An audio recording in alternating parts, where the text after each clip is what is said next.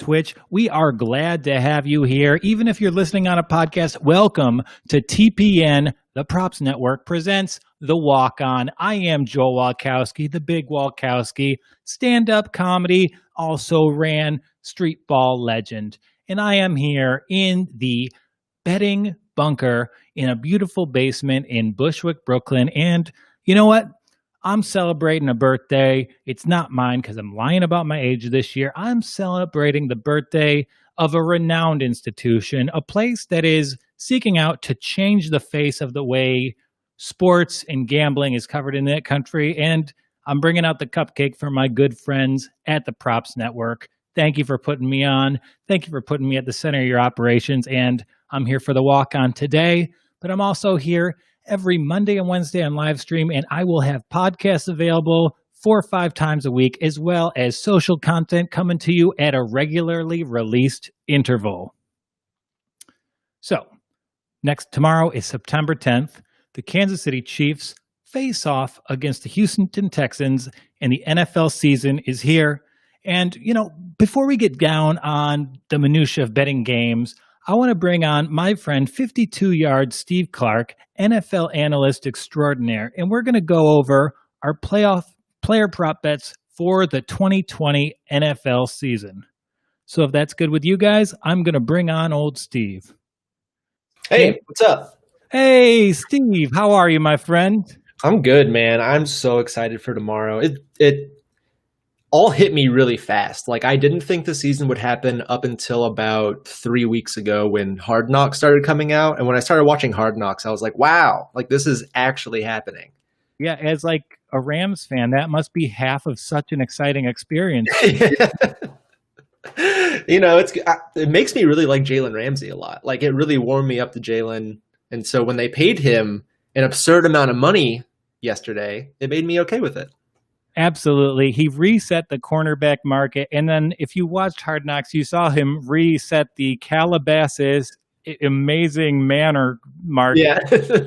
I mean, why does every young rich person move in Calabasas? I don't know if you've been to Southern California recently, but that's the boonies. You're not near anything. You have to get an hour to the water. I don't know. I don't know either. Are they having fires right now out there? They are having fires. And Jalen Ramsey made such a stink about leaving Jacksonville, and Calabasas is the same culture as Jacksonville. I don't know if there's any culture that matches Jacksonville in America. It just feels like Calabasas is the most appropriate place to wear no shirt and sandals to a bar. Yeah. Yeah, that's pretty close. So you feel good about the Rams this year? Are you bullish about their outlook? No. I mean, I think they'll win 9 games. I think their number right now, if you wanted to bet it, is at 9, so I'm staying away. I don't know, man. And I don't even know about the future of the team either. We're spending so much money on, like, Jared Goff, Aaron Donald, now Jalen Ramsey, all have these monster contracts. I don't know how we're going to afford to pay Cooper Kupp or to keep anyone else on the team. So the division's really good. I don't see us coming in first or even in second. I think the Seahawks and the Niners will take those 2 spots. We'll be lucky to maybe grab that 3rd wild card spot, but not terribly enthusiastic about what they're going to do this year, but whatever. I'm a Rams fan. I'm going to bet on them in week 1 against the Cowboys, even though I know the Cowboys will win by 15. You know what? I'm talking myself into that same bet. I feel like the Cowboys on a national stage, we kind of had this with the NBA bubble. You want to take flyers on well-run organizations, and I'm not sure that Jerry Jones and Mike McCarthy lead to that. Yeah, that's true. It's Mike McCarthy's first game with them, and that could be a nightmare. So let's hope for that. I think the Cowboys are like -2 or -2.5. It's moving upwards too. It's -3 last I saw on DraftKings. Oh, I'll take Rams +3. Absolutely. Yeah, I'll buy a half point. I'll make a day of it. I haven't been burned getting the Rams +3 ever, No, me neither. Certainly not against Baltimore last year. Yeah. And so before we get into it, we have our over-unders. We each have a few of them. You did an awesome blog on the Props Network site today going over some of your favorite bets for the season. So do you want to kick us off? Sure, yeah. And if you want all this in writing, if you want my analysis on each of these picks, go to the Props Network. Check out the blog I wrote. I think I did 8 season-long player props. So I don't know. Some of them might be worth putting some money on. I'll start with Derek Carr. For some reason, and I don't know what's going on, Vegas is really undervaluing Derek Carr. I'm actually kind of excited about the Raiders. I think they could win 8 or 9 games this year. Maybe I'm an idiot, but they have him at 3,250 passing yards. That's the number, 3,250 and a half passing yards at -110. He's never thrown for that few yards in his entire career. He averages around 3,800 yards every season. Why is the number 600 yards less than his career average? Doesn't make sense to me. People were worried about Marcus Mariota. I'm pretty sure he's on the IR now. He's not Nathan Peterman is the backup quarterback.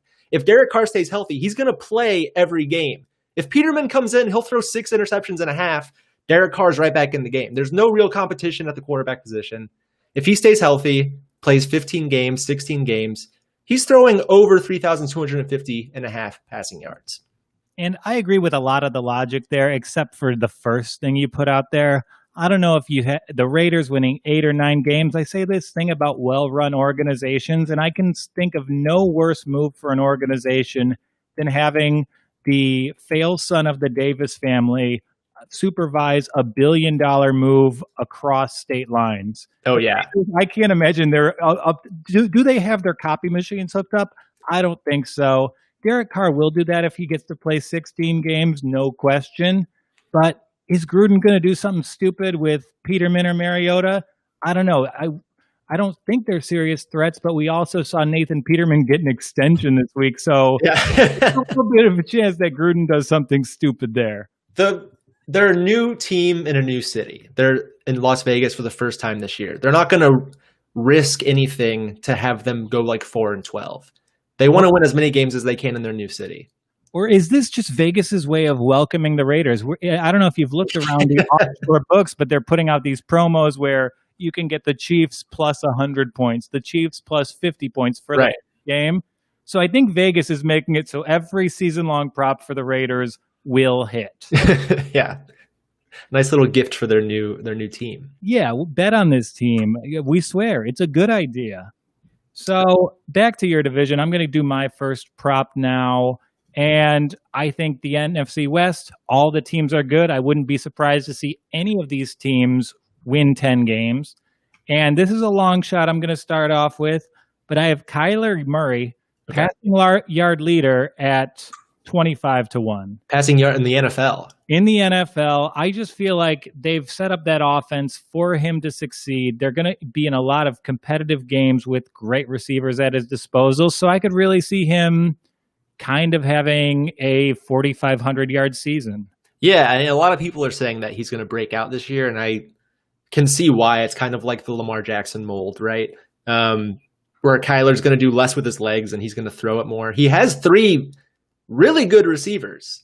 Larry Fitzgerald is no slouch, even though he's 48 years old.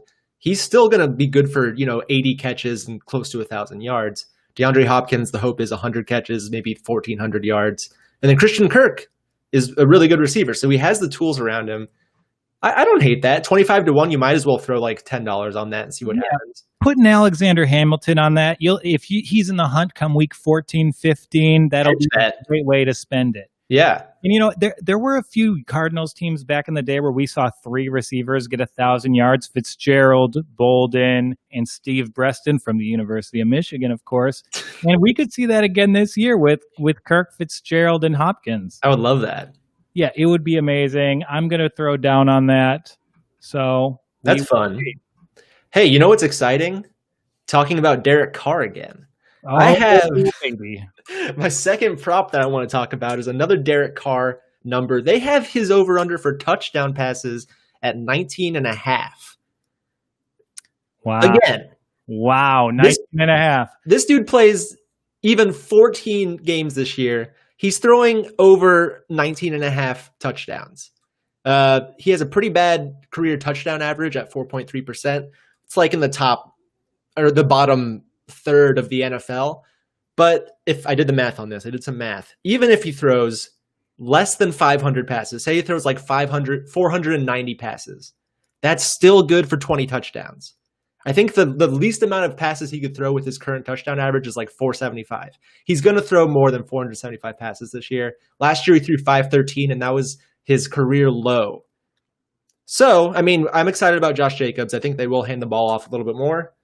The dude's going to throw at least 500 times. He's going to throw 20 touchdowns. It's silly. What are they? It doesn't make sense how much they're undervaluing Derek Carr. I love it. I'm going to take both of these. Well, it's kind of like how Matt Ryan is undervalued in fantasy. Like, there's no reason. If you go to the sports book and you walk out to go see your buddies and they're like, hey, what'd you bet on? And you're like, well, I picked the 27th best quarterback in the NFL to do kind of okay.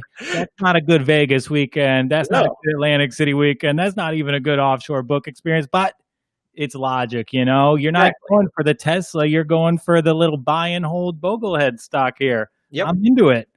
Speaking of the stock market, woo-wee. DraftKings, it's up today, though. So I bought in on Friday. I'm pumped.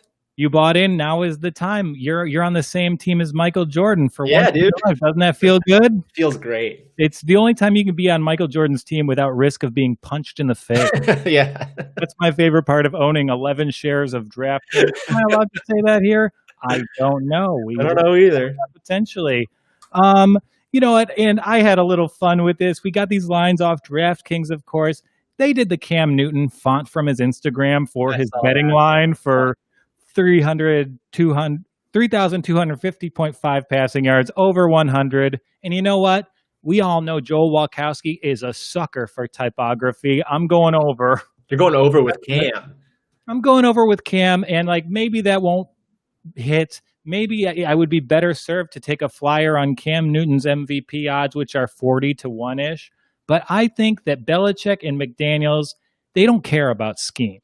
They've been drawing up packages for this sort of quarterback since Randall Cunningham was in the NFL, and I can't wait to see what they unleash. I think Cam will probably hit the over for all of his props if he ends up being the starting quarterback, but we will see. Did you see that report out of Patriots camp today that he in camp completed less than 60% of his passes, and the only receiver who was able to ever get open was Julian Edelman?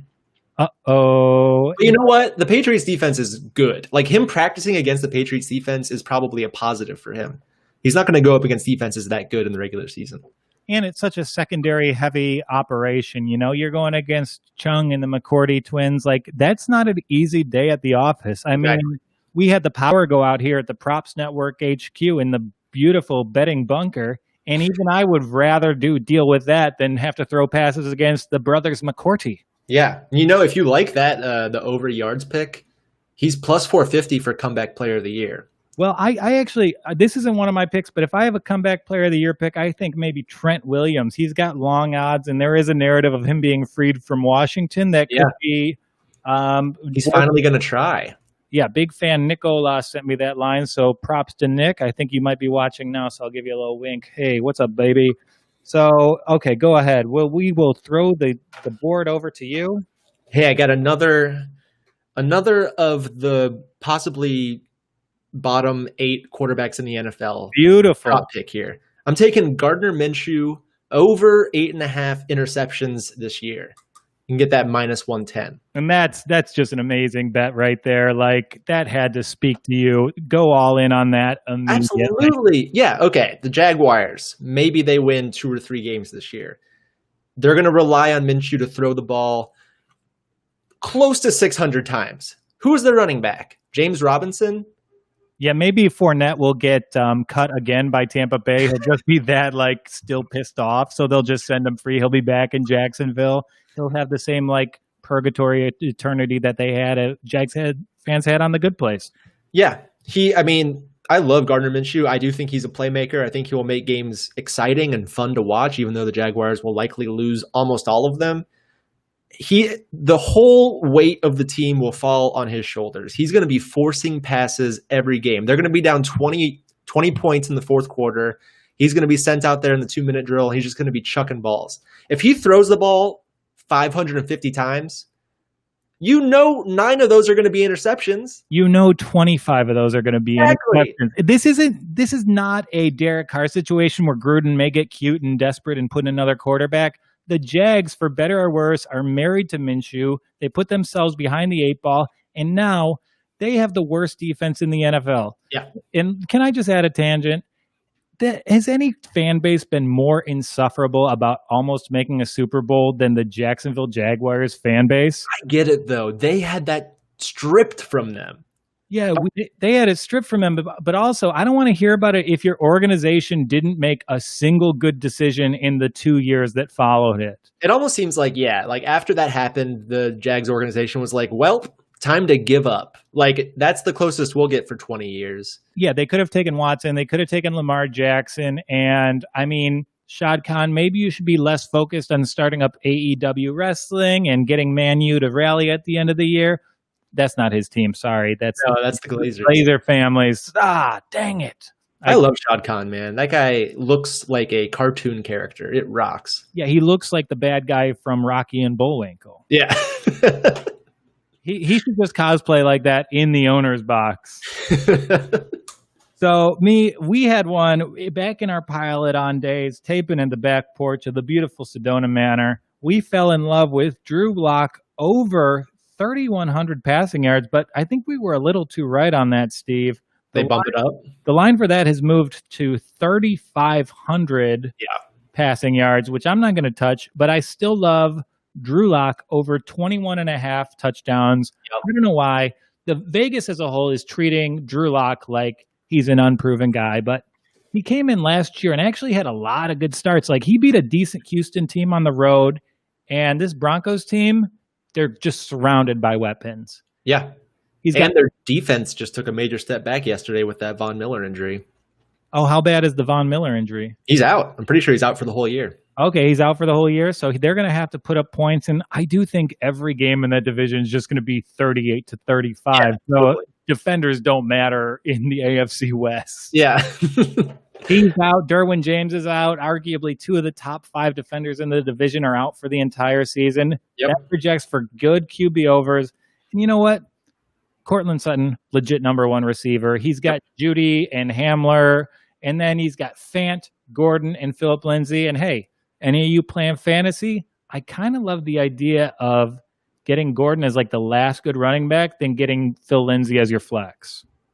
Oh, and playing both of them. Yeah, playing both of them. You just get the entire like platoon backfield. Interesting. Yeah, I'm trying it out. We'll see how it goes. I'm staying away from that backfield, but I do like that, what was it, 23.5? 21.5. Yeah, take the over on that, absolutely. Over all day. Love Drew Lock. I like the Broncos. Before that Von Miller injury, I was like, yeah, they could win 9 games, but now I don't know what their defense is going to look like. And, you know, I think the Raiders are going to be a mess. I think the Chargers are already snake bit. I do like the Broncos at 2-1 odds to get one of those extra playoff spots. That's fun. Yeah. I mean, we know one isn't going to come from the AFC South. So you have 3 spots among the second place teams in the East, North, and West. I think that second place team is going to be the Broncos and Drew Lock. Could be. Now it's time for me to talk about the Rams. Let's talk about the Rams. Cooper Kupp. This could be his last year in Los Angeles because I don't think they can afford to keep him. His number for touchdowns is 6 at -120. Him and Jared Goff are like best friends. They were roommates when they were rookies. Let's talk about some numbers from last year. Cooper Kupp. Where do I have him? 10 touchdowns on 94 catches last year. The year before that, 6 touchdowns on 40 catches. His touchdown rate is out of control. Like, it's definitely going to regress. I don't see him catching a touchdown 1 out of every 9 catches, but he's in line for another, 130 targets, 140 targets, maybe 90 catches. He just needs 6 touchdowns. And he's not a big guy, but he is good in the red zone. And, Brandon Cooks is gone. Todd Gurley's gone. They got to replace those touchdown numbers somewhere. Cooper Kupp, I could see him getting 8 or 9 touchdowns this year, and he's at 6. Yeah, and the only way I see this is not hitting is if Cooper Kupp gets injured, and unfortunately that is a possibility. And while we're here, let's just throw out the fact, Jared Goff's touchdown over is 23.5. I mean, the division might be hard, but the fact of the matter is Sean McVay's still the guy running the shots. They're going to figure out a way to get 27, 28 points a game. And so I like over numbers on Rams touchdown totals for both those guys. Yeah. And I don't know if you've watched the Hard Knocks episode where they play on the new field. They say it is fast. They say that it's a springy field. Everybody's running fast on it. Maybe it's a high-scoring field. Maybe this Cowboys-Rams game, I haven't looked at the over, but I'm probably going to end up taking the over on that as well. Okay, over on a Sunday night. You want a little fireworks to end your weekend? I totally dig that, Steven. My dog's not around. Give me all the fireworks. Yeah, man. For those who have not listened before, my dog was so afraid of fireworks, she ate her own tail. Not bit it off, she ate it. Oh. Okay. Yeah, she's all right. She had no feeling in it. Like I woke up, I was covered in blood. It was like that scene in The Godfather. And then I had to take her to the vet and cast Frank Sinatra in a movie. Oh boy. We are taking a trip to Dorktown, You trying to get on the mob's bad side on this podcast? Yes. Well, I mean, I've been wearing tracksuits and gambling for 5 years now, so I've appropriated Italian culture enough now. Okay, so you talked about a bottom 8 quarterback, and I'm going to talk about another one. I like Phil Rivers over 13.5 interceptions. Wow. I'm the only Phil Rivers fan in the world. And I recognize that Phil Rivers looked absolutely washed last year. Yes. And now he's going to Indianapolis, which is a very talented team. But the receivers, they're not the big targets that Keenan Allen and Mike Williams are. And those balls, they're going to be hanging in the RCA Dome for about 40 years. And people are just going to pick them off over 14 times. I think it's easy. I think the Colts are really going to struggle behind Rivers. And I'm prepared to put my money down for it. I think the Colts win the division. And maybe they win the division. I would like them to win the division if they had Brissett in there. Yeah. But the fact of the matter is, like, Tom Brady's kind of ruined the way quarterbacks are evaluated. Like, it's now there's this notion that quarterbacks are going to stay relevant to their mid-40s. And, like, I think that's kind of putting some unfair expectations on a lot of aging QBs out there. Yeah. Well, here's the positive about Phillip Rivers. He's behind a better offensive line. True. He has no arm, but the Colts receivers are fast and small, a lot of underneath routes. But 13.5 interceptions, is that what you said? Yeah. I can see that. I don't think the Colts will throw that much. I think they'll probably be in the bottom half for pass attempts just because they have Marlon Mack, Jonathan Taylor, Naheem Hines. Like, they have pretty loaded backfield, and with that offensive line, they could probably run the ball 25, 30 times a game and be fine. But yeah, that's a low enough number to where a gunslinging guy like Phillip Rivers could throw that many interceptions. Yeah, and Phillip Rivers last year reminded me of Peyton Manning in his last Denver Broncos season. I take that same arm, I adapted to a different offense, different personnel in this offseason, of course, and I think shit's kind of going to hit the fan for him. Yeah. And that's just my gut. I may be wrong. I've loved you for 15 years, Phil, but it's the end of the road for us. I love Phillip Rivers. Yeah. One of the great hotheads of all time. Is he the James Harden of the NFL, or is James Harden the Phillip Rivers of the NBA? The world may never know.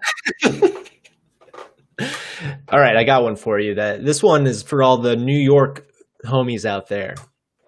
Le'Veon Bell, a disaster last year with Adam Gase. No one can deny that. Adam Gase is a bad coach. He doesn't utilize his running backs well.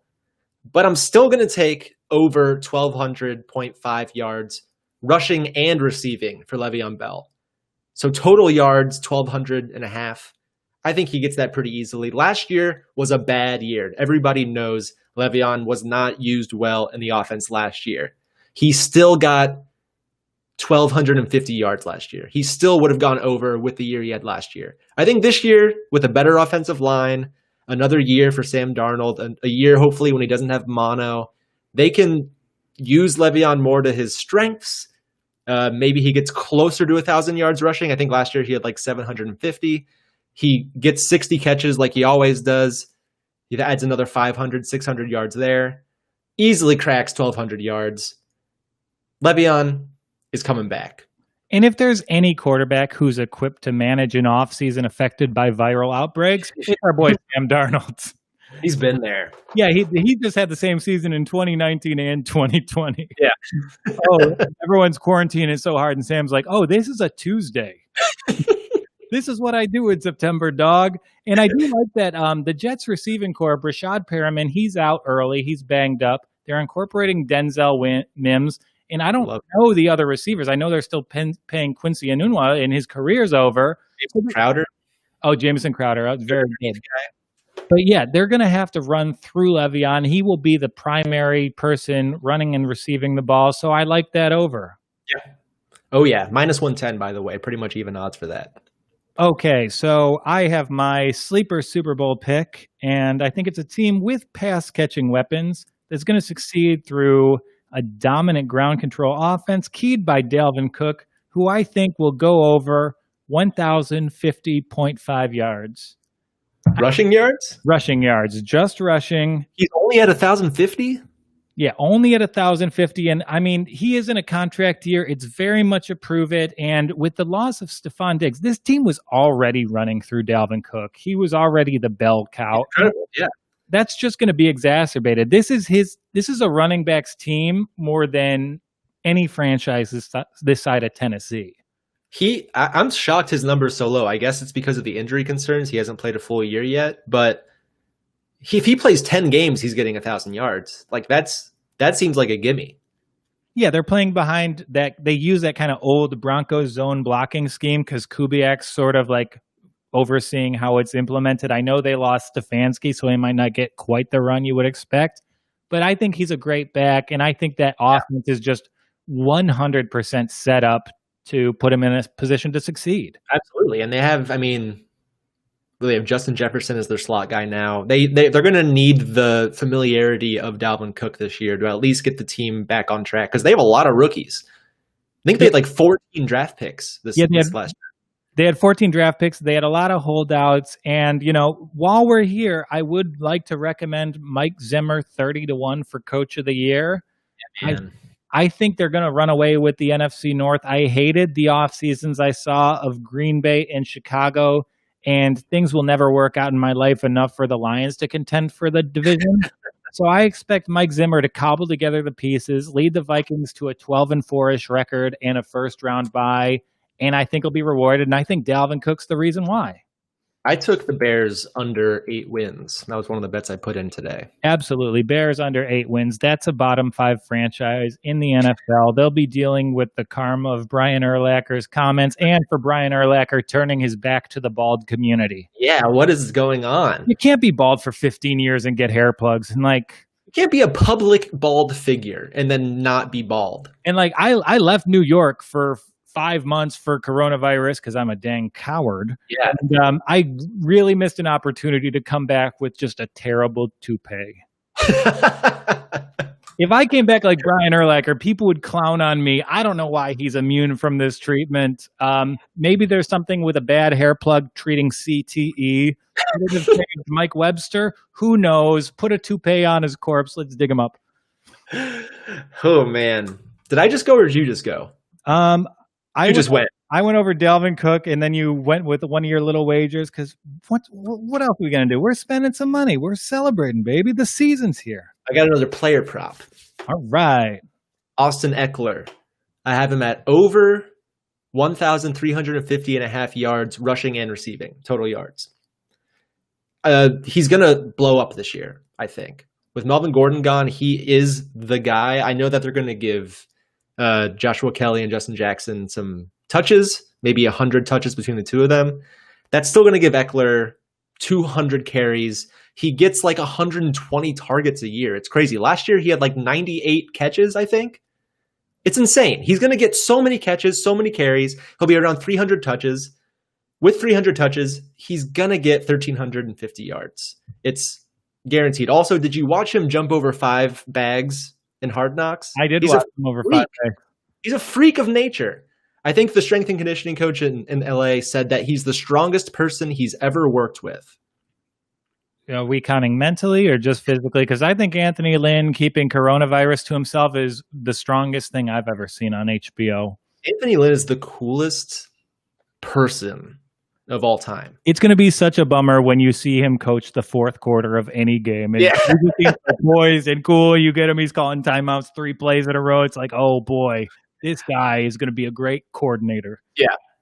I love the Eckler pick. He's with Tyrod Taylor, who is the most check down quarterback of all time. Like, as a quarterback, he is just like a 7-yard out turned into a person. Everything's underneath. Nothing's too ambitious, and that leads me to believe it's going to go through Austin Eckler.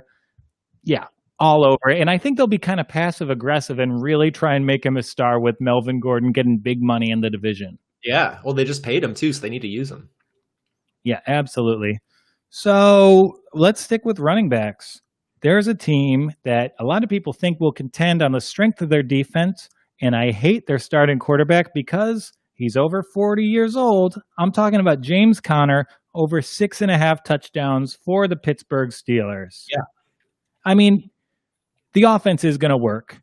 Their defense should win field position battles, but they don't really have great size among their receivers. Their tight end is, I know they have Ebron, right? They've got Ebron, and no one is worse at the goal line than Eric Ebron. They might have Vance McDonald getting some highlights on Reddit here and there, but I think James Conner is going to be the go-to goal line option here, and I would take him at 8.5. The number is 6.5. You got to love it.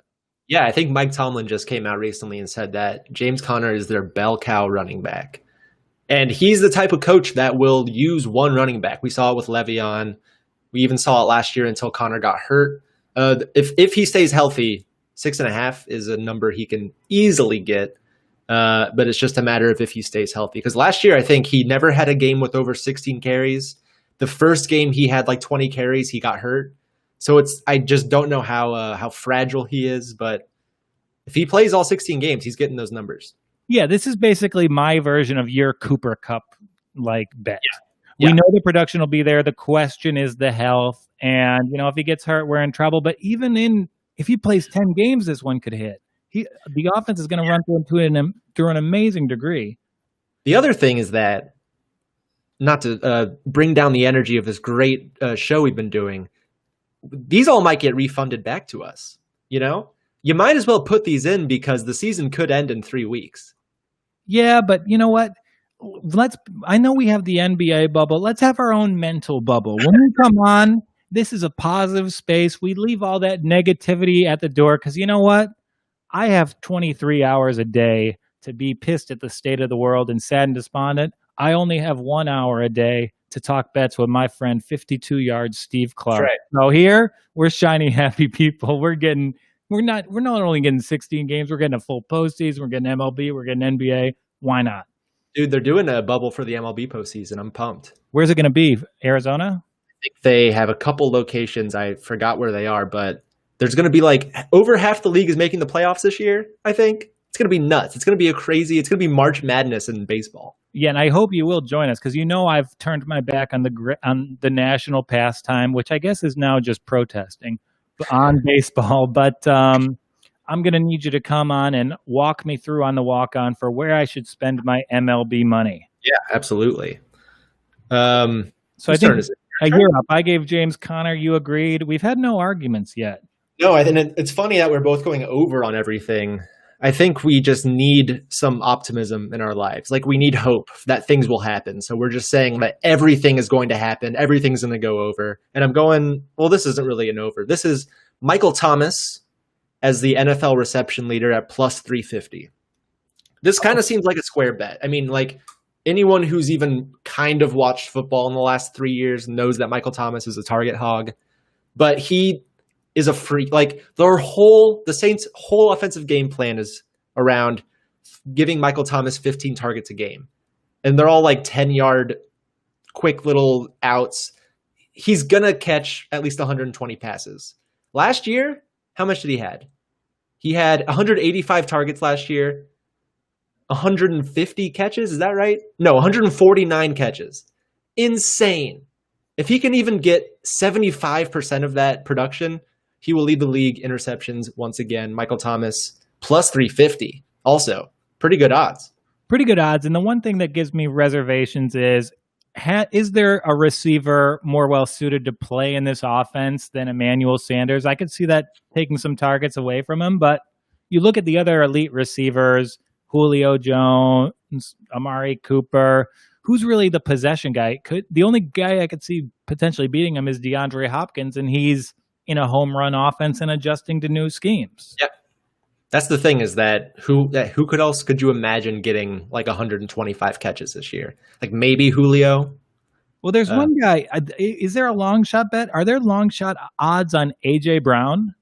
AJ Brown, second year. I loved his rookie season. I love his over at 1,025.5.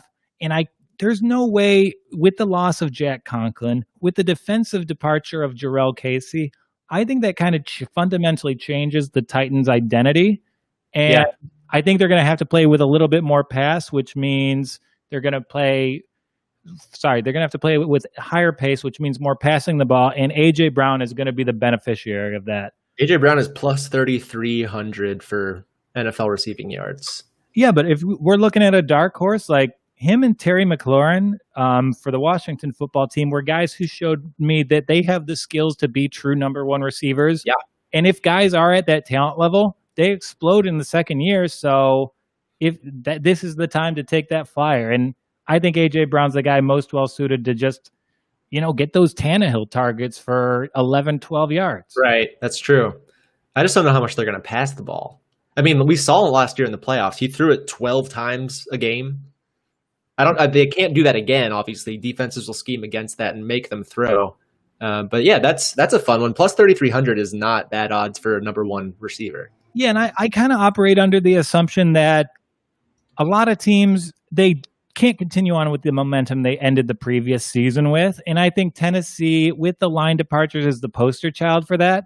So if they have to scramble and reinvent their identity on the fly, like the clearest option for them to go is going to be through, using A.J. Brown in a Christian McCaffrey-ish role where you just kind of put the ball in his hands and see what happens.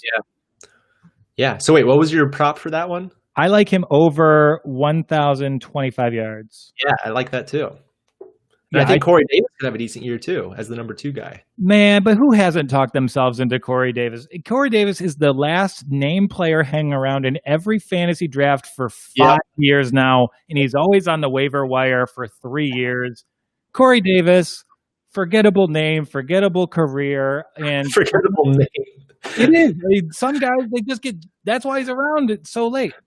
That he was the 5th pick overall at a receiver out of Western Michigan. Go Broncos, baby, is such a historic aberration. I cannot believe the Titans front office at the time made that decision. Yeah. And we've all been like, oh, he was picked 5th overall. He's going to be good. Corey Davis sucks. I don't know. We'll see. I can see him getting 800 yards this year. If Corey Davis gets 800 yards, I will eat my hat. I will eat my new toupee that I will get to be the Brian Urlacher of Bushwick. All right, I got one more here. For NFL rushing yards leader, I'm taking Ezekiel Elliott at plus 800. Ooh. Really, this is just a matter of Zeke is so consistent.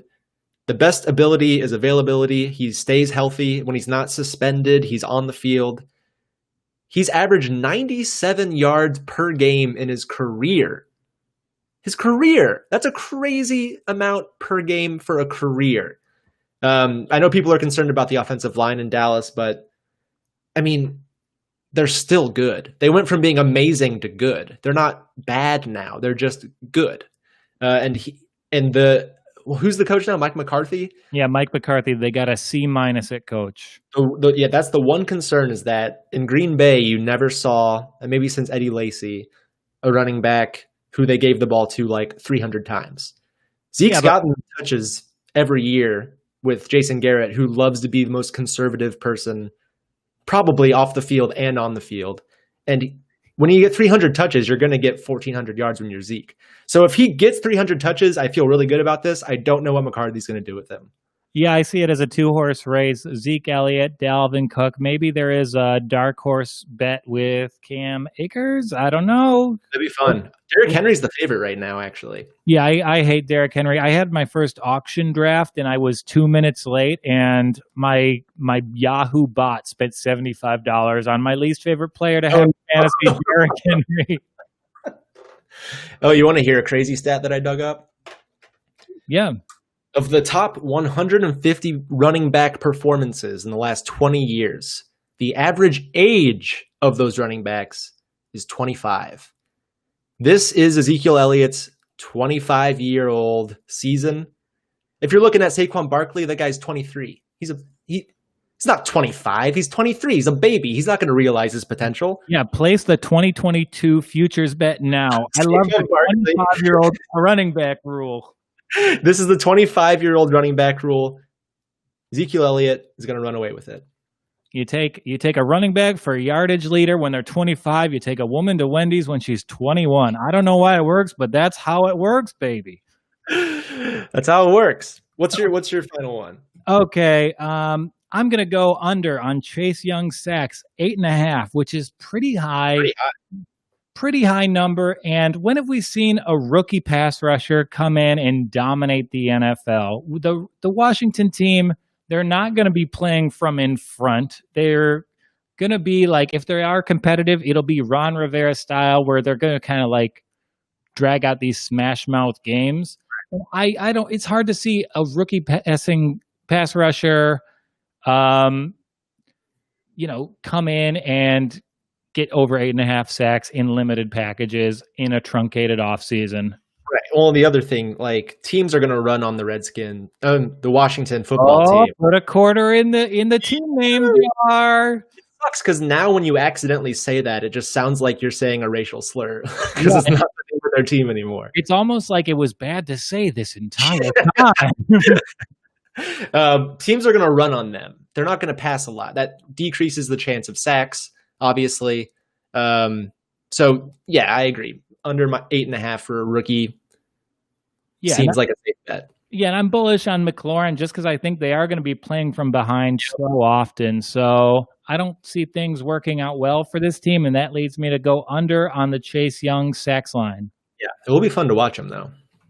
And one of our listeners reaches out. They said, you're smart about the Zeke pick because he already had COVID, so you don't have to worry about that. Seriously, that was a strategy I was thinking about in fantasy. Pick up all the guys who have already had COVID because they're immune for 3 months? Isn't that the science behind it? Yeah, so they'll be good for at least the first 10 weeks of the season. It's a genius move. Zeke is the only running back who is completely safe for the first half of the year. Yeah, I'm gonna pick actually Josh McCown. He's quarantined by himself to be the Eagles' backup, and no one is safer than him. He is the NFL equivalent of Brendan Fraser in Blast from the Past right now. McCown has the best life. $12,000 a week to stay at home. Yeah, where are you at with that one, U.S. government? Yeah, man, he is. Yeah, the United States should take notice of what the Eagles are doing. Yeah. They should pay everyone $12,000 a week to stay home, and occasionally maybe join a Zoom call talking about football. Yeah, that's the line on Bernie Sanders. He wants to treat every American like they're Josh McCown. We can't let him get into office. We're the most prosperous country in the world. We should all live the lifestyle of a McCown brother. There's no reason not to. Man, I'm so excited, dude. Yeah, we're so close. I am so stoked, and thank you for coming on with me, Steve. Always great to talk to you. I can't see you, but the haircut sounds great. Beautiful. And I'll talk to you. We're gonna have like some player props every week, so I look forward to seeing how that evolves with you here. Yeah, put all your money on these 8 picks, and I'm not going to guarantee anything. I'll guarantee a good time watching the NFL. Yeah, hit us up during the games. Tell us we were right. Tell us we were wrong. And, I hope to have you on again when there's a Survivor season to talk about. Oh, that'll be the day. All right. Well, thank you to Steve. You can read his article on the Props Network website now. And what's your Twitter handle, Steve? Steve Clark 217? Great. Boom. So you all know my birthday now. Oh, every Valentine's Day, you think about Steve. All right. Thank you, Steve. I will talk to you soon. Okay. So are you located in a state with legal online sports betting? Don't make a bet this season before you visit us at the Props Network, thepropsnetwork.com. And we, the Props Network, we have you covered with free bets and bonus deals from all the top U.S. online sportsbook. Get $30 free bets, no deposit from Unibet. Get 100% first deposit match from BetMGM, official sportsbook of the Detroit Lions, up to $500. Or you can try the PointsBet Sportsbook with 4 risk-free bets, totaling up to $1,000. The Props Network is also the only online sportsbook portal with live NBA and NFL and NBA odds for every game. So you can shop the comps and know you are getting the biggest payout possible before you lock in your bet. So do your bankroll a favor and check out thepropsnetwork.com today. You must be 21 plus to bet online or go to Wendy's. Do you or someone you know have a gambling problem? Call 1-800-GAMBLER today. So I'm Joel Walkowski. This has been The Walk On. We will be back later this week. We have, our first episode where Brian's joining us in studio. So we're going to talk NBA betting overview with the wonderful Dan Yang, and then former Iowa football player turned amazing comedian Ethan SP. And we are going to go over all 32 NFL teams and give you the one thing you need to know. So that'll be out soon. As always, watch the stream, leave us comments, give us subscriptions, be there for us. And you know what? We are going to be there for you. I'm Joel Walkowski, signing off for Props Network on The Walk On.